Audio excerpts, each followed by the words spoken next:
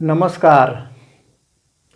हम बात करेंगे साइंस के बारे में, यानी कि विज्ञान के बारे में, बिल्कुल सरल और सिंपल भाषा में, संक्षेप में करेंगे, जो आम लोगों को समझ आए।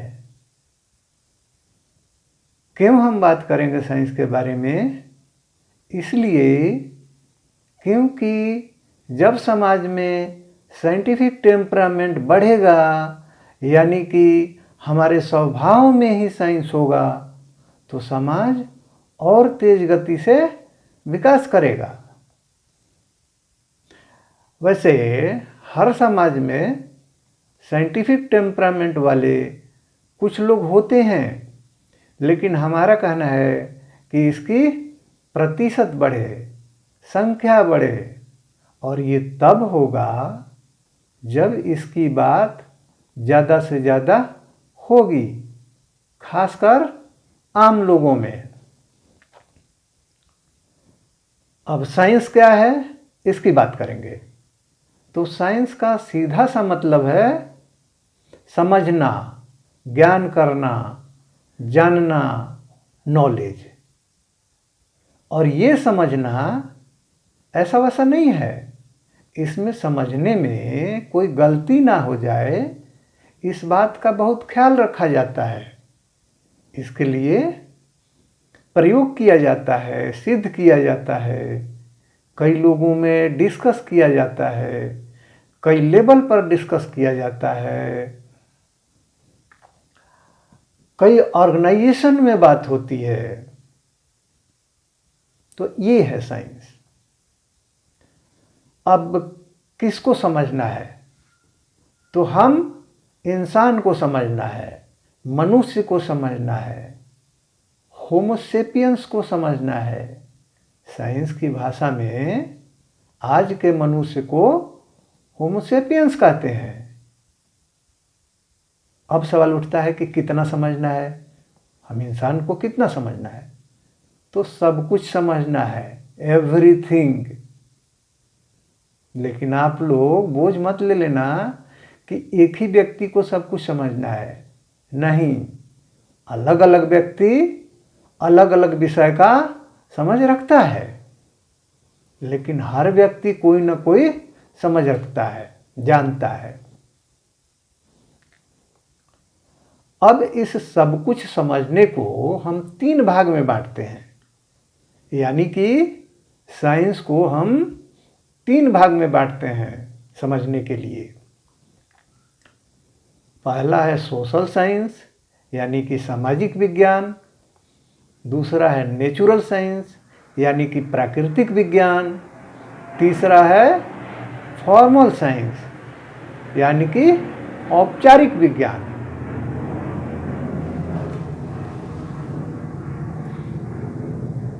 अब हम सोशल साइंस के बारे में बात करेंगे।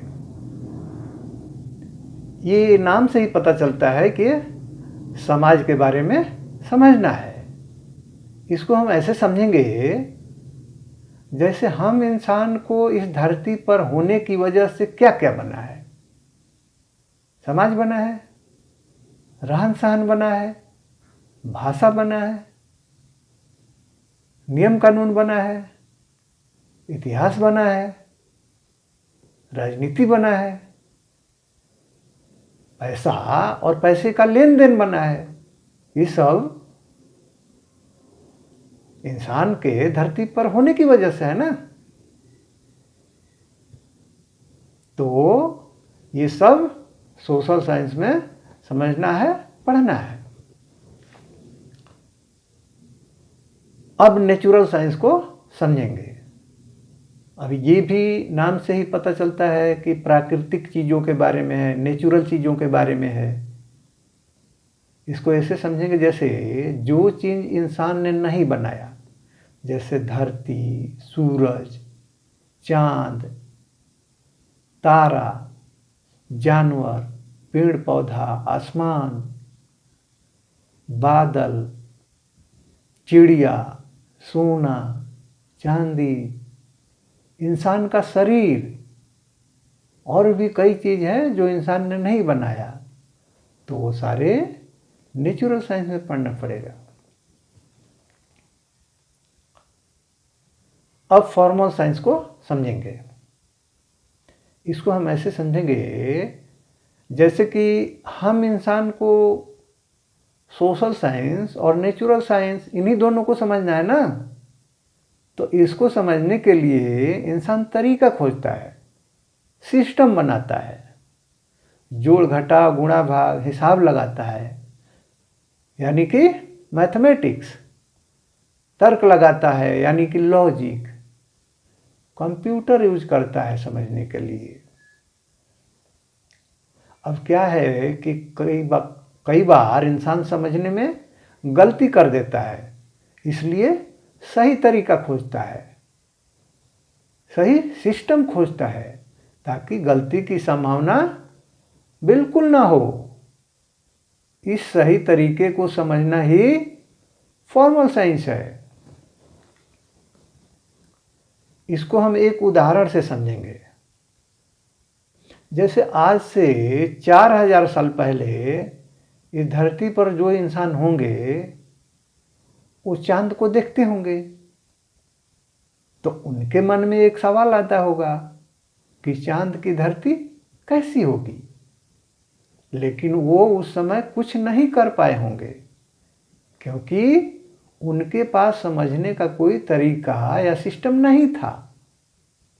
लेकिन वो लोग उसी समय से तरीका खोजने की शुरुआत कर दी थी और हजारों साल के मेहनत से आज हमारे पास एडवांस फॉर्मल सिस्टम है, एडवांस तरीका है, जिसकी वजह से आज भारत ने चांद पर एक मशीन भेज दिया जिसको चंद्रयान-3 बोलते हैं। और वो मशीन वहाँ जाकर वहाँ से 8-10 फोटो भेजा और वहाँ पर कुछ रिसर्च किया। तो ये तरीका, ये सिस्टम हमें सोशल साइंस और नेचुरल साइंस को समझने में हेल्प करता है। तो हमें जो समझने में हेल्प करता है उस तरीका को समझना ही पड़ेगा। अब सोशल साइंस, नेचुरल साइंस और फॉर्मल साइंस, इसमें क्या क्या पढ़ना है ये समझेंगे। तो सबसे पहले लेंगे सोशल साइंस। तो सोशल साइंस में पहला है इकोनॉमिक्स यानी कि अर्थशास्त्र, दूसरा है साइकोलॉजी यानी कि मनोविज्ञान, तीसरा है सोशियोलॉजी यानी कि नागरिक शास्त्र।